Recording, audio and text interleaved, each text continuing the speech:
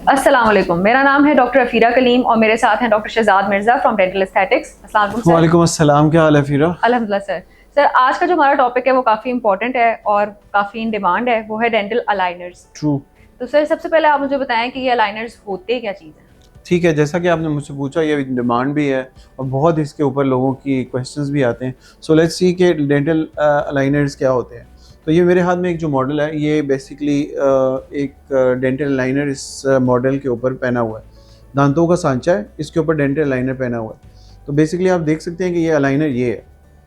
कहने का मकसद है, ये दिखाने का मकसद ये है कि जब आपने डेंटल अलाइनर पहना हुआ है, उसका सॉरी, ये हमने डेंटल अलाइनर पहन लिया। So, मकसद ये है कि इसका बिल्कुल पता नहीं चलता। अब क्वेश्चन क्या है, डेंटल अलाइनर क्या है?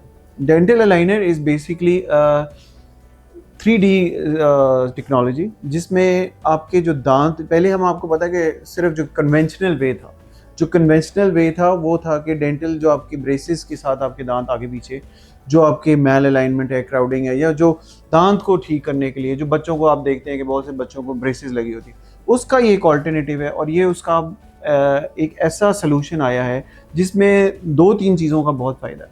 एक तो ये है कि इसको बिल्कुल विजिबल नहीं है, बहुत कम नज़र आता है। जैसे अगर आपने यहाँ आप समझ लें कि इधर ये देख रहे हैं तो आपको पता चल रहा है, इससे थोड़ा सा दूर जाएंगे आपको पता नहीं चलेगा कि ये डेंटल अलाइनर पहना हुआ है। ये है dental aligner. Basically it's a replacement, या इसका समझ लें कि एक नया टेक्नोलॉजी है, 3 dimensional way to correct your दांत, जिनमें आपके टेढ़े मेढ़े दांत हो गए, स्पेसेस हो गई, या जिस तरह किसी की डीप बाइट है, उन सब चीज़ों को ट्रीट करने के लिए डेंटल अलाइनर यूज़ किया जाता है। ओके सर, और सर ये अलाइनर्स बनते कैसे हैं फिर। अच्छा, डेंटल अलाइनर्स बनते कैसे हैं? बेसिकली आपको पता है कि जब मैं आपको बात कर रहा हूँ 3D टेक्नोलॉजी की, तो उसमें ये है कि हम डेंटल अलाइनर्स बनाने के लिए हमने आपका सबसे पहले मुंह का एक नाप लेना है। पहले टाइम्स पे, अभी भी हमारे मोस्टली पाकिस्तान के अंदर तो लोग वही कन्वेंशनल तरीके से नाप लेते हैं, मुंह का नाप, जो ऊपर के जॉ का और नीचे के जॉ का। हम जो यूज़ करते हैं वो इंट्राओरल स्कैन है। इंट्राओरल स्कैन क्या है? Basically it's 3D image of your teeth. यानी आप समझ लेते हैं आपके दांतों की फिल्म हमने बना ली है कि आपके दांत कैसे अंदर से हैं, और उसका एक जो समझ लीजिए कि एक नेगेटिव हमारे पास कंप्यूटर में आ गया। इंस्टेड ऑफ के हम उसको पहले आपके मुंह में मटेरियल डालें, आपका नाप लें और फिर आपके मॉडल्स बनाएं, या आपका समझ लें कास्ट बनाएं। अब जो लेटेस्ट टेक्निक है वो इंट्राओरल स्कैन। हम आपके दांतों का जो ऊपर का और नीचे का सांचा है वो डिजिटल इमेजिंग उसकी कर लेते हैं। ये है इंट्राओरल स्कैन। सो हमने सबसे पहले वो बना लिया। दूसरा, आप जिस तरह ये कैसे बनते हैं, उसके बाद हम इसको एक सॉफ्टवेयर में डालते हैं। यहाँ पे बहुत फ़र्क आता है डेंटल ब्रेसेस का और अलाइनर्स का। जैसा कि आपको पता है कि आजकल बहुत इंफॉर्मेशन टेक्नोलॉजी का दौर है, और हर चीज़ जो है वो चाहे वो दुनिया की कोई भी फील्ड हो, उसके अंदर AI जो है वो अब इम्पॉर्टेंट रोल कर रही है। किसी भी चीज़ की इफ़ेक्टिवनेस, उसके कल को ट्रीटमेंट की, ये चाहे वो हमारे किसी भी मेडिकल फील्ड की है या dental field. So this is basically an AI program, जिसमें कि आपका स्कैन हो गया। उसके बाद जो आपका स्कैन है वो आपका सॉफ्टवेयर के अंदर डाल दिया जाता है, और उसको आपका जो रिज़ल्ट है वो बेसिकली आपको सॉफ्टवेयर ने बना के देना है कि जो बेस्ट पॉसिबल रिज़ल्ट है वो आपकी सिचुएशन का। लेट्स से किसी भी अफीरा का मैंने डेंटल अलाइनर्स का ट्रीटमेंट करना है, हम आपके दांतों का स्कैन किया और उसके बाद हमने उनको सॉफ्टवेयर में डाला। सॉफ्टवेयर ने क्या करना है? सॉफ्टवेयर ने बेसिकली उस ट्रीटमेंट को प्लान करके मेरे लिए बनाना है। जब वो बना के दे देगा तो मेरा काम एज एन ऑर्थोडोंटिस्ट या एज ए क्लिनिशियन या एज ए डेंटिस्ट ये है कि क्या वो मेरे रिक्वायरमेंट के ऊपर पूरा उतर रहा है। 90% तो वो उतर रहा होगा। कुछ जो चेंजेस करनी होंगी वो मैंने बैठ के फिज़िकली वो मैं अपने सॉफ्टवेयर को कह सकता हूँ कि भाईजान मुझे ये चीज़ जो है ना अच्छी नहीं लग रही, मेरे पेशेंट की ये चीज़ मुझे और इस तरह बेहतर चाहिए।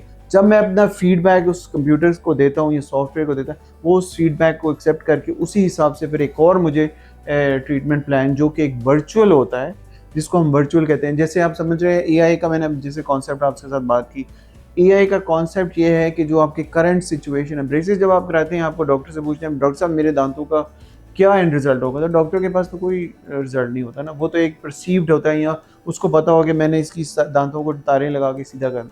इसमें आपको ट्रीटमेंट से पहले वो रिजल्ट हम दिखा देते हैं। So this is the basically concept of dental aligner, the 3D technology and the virtual results of your patient, जो आपके पेशेंट के रिजल्ट्स हैं वो आपको पहले दिखाए जा सकते हैं। ओके, तो सर इसके लिए कौन कौन एलिजिबल है, कौन कौन डेंटल अलाइनर्स लगवा सकता है? डेंटल अलाइनर्स कैंडिडेट्स, जैसे कि हमने ब्रेसेस की पहले बात की थी, डेंटल अलाइनर्स के भी patients, anybody who's got permanent teeth, उनके ऊपर डेंटल अलाइनर्स लग सकते हैं। जिनको कोई दांतों के गैप्स हैं, क्राउडिंग है, ओवर बाइट है, अंडर बाइट है, डीप बाइट है, जो ये आप समझें कि आपको डेंटल ब्रेसेस से ट्रीटमेंट होते हैं वो अलाइनर से हो सकते हैं, सब इसके कैंडिडेट हैं। इसके अंदर सबसे इंपॉर्टेंट चीज़ विद एक्सपीरियंस मैं आपको बताऊं कि टीनेजर्स को डेंटल अलाइनर्स लग सकते हैं, लेकिन मेरी सजेशन है कि टीनेजर्स को डेंटल अलाइनर्स ना लगाए जाए, क्योंकि टीनेजर्स की जो समझ लें कि आप उनकी कंप्लाइंस नहीं होती। बच्चे जो है ना वो, क्योंकि ये रिमूवेबल है, अलाइनर्स रिमूवेबल है, you have to wear them 22 hours a day. आपने इसके साथ सोना भी है, आपने पहन के सोना है। बच्चों के अंदर कंप्लाइंस नहीं होती। बच्चों ने, टीनेजर्स जो है ना वो बहुत ज़्यादा मंचिंग का उनको शौक होता है, और अगर कोई उन्होंने चीज़ खाई और उनको मसला हुआ, वो इसको उतार देंगे और वो इसको नहीं पहनेंगे, और पेरेंट्स समझे कि वो पहन रहे हैं। और इसका मसला ये है कि जब आपका ये एक अलाइनर जो है ना वो बेसिकली ये अलाइनर 10 डेज़ के लिए यूज़ होता है, और उसके बाद आपका नेक्स्ट अलाइनर आता है। जो आपका पिछला अलाइनर अगर आपने पूरे डेज़ और टाइम पूरा फ्रेमवर्क पूरा नहीं किया, तो ये आपको अगला जो अलाइनर है वो फिट नहीं आएगा। यहाँ ट्रबल शुरू हो जाती है डेंटिस्ट की और पेरेंट्स की कि ये भाई ये क्यों नहीं फिट आ रहे। तो ये एक मसला है teenager. So I suggest teenagers को हम ब्रेसिस पे ही रखते हैं, और मैं भी यही प्रैक्टिस है, and I think it's a good practice. May be वो टीनेजर्स जिनके पेरेंट्स बहुत ज़्यादा कमिटेड होते हैं, या उनके बच्चे कहते हैं जी हमने इस चीज़ को एक्सेप्ट किया और हम करेंगे, तो उन लोगों को अलाइनर्स पहनाए जा सकते हैं। But anybody who is over 18 and more responsible, then they should go for aligners, and age is not an issue. Even I've done aligners for people who've been 65 to 70 years old. As long as you need treatment and you're healthy, then and you have no gum disease, then aligners are good for you. Okay sir, और इस procedure के दौरान हमें dentist को कितनी दफ़ा visit करना पड़ता है? डेंटिस्ट का विजिट अलाइनर्स के लिए सिर्फ मेरे ख्याल से आप 2 या 3 विजिट की ज़रूरत है। Okay. बाकी आपने घर पे पहनने, कहीं इशू हुआ तो आप डेंटिस्ट पे जा सकते हैं। मोस्टली ये इतना जो है ना अच्छा ट्रीटमेंट है, और अच्छी इसकी अगर ये प्रॉपरली इंट्राओरल स्कैनर के साथ आपने प्लान किया, तो आपको ज़रूरत नहीं है डेंटिस्ट के पास फ्रीक्वेंटली विजिट करने की। ऑनलाइन भी आप डिस्कस कर सकते अगर कोई इशू हो, और 2 to 3 विजिट्स आर मैक्सिमम। ठीक है सर, तो अगर हमने डेंटिस्ट को विजिट नहीं करना तो इसके रिजल्ट्स कितने गारंटीड हैं? 100% रिजल्ट्स हैं। जो मैंने आपको बताया ना, जब हम आपका सेटअप बनाते हैं, लेट्स से कि आपकी कोई करंट सिचुएशन को हम लेके आपको एक ट्रीटमेंट प्लान डिज़ाइन करके देते हैं, आपके दांतों का एक सांचा लिया है जिसके अंदर सारी मसाइल दिखाए हैं, और उसके बाद उनका हल विद वर्चुअल सेटअप। मैं आपको वर्चुअल सेटअप का भी बताऊंगा कि वो कैसे दिखाया जाता है, और वो वीडियो भी हम आपके साथ शेयर कर सकते हैं। उसमें ये आपको जो एंड रिज़ल्ट आपका दिखाया जाएगा, जहाँ पे वो लॉक होता है, यानी जो आपको बेस्ट पॉसिबल रिजल्ट दिखाएंगे वो ही आपका एंड रिजल्ट होगा।